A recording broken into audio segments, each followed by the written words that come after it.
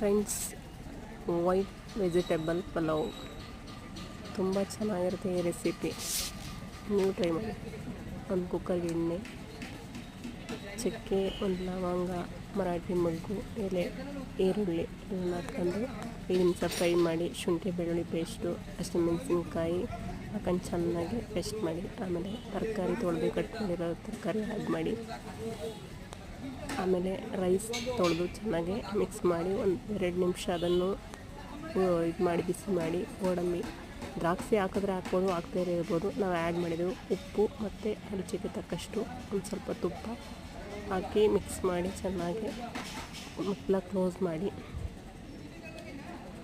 ಒಂದು ವಿಸಲ್ ನಾರ್ಮಲ್ಲಾಗಿ ತುಂಬ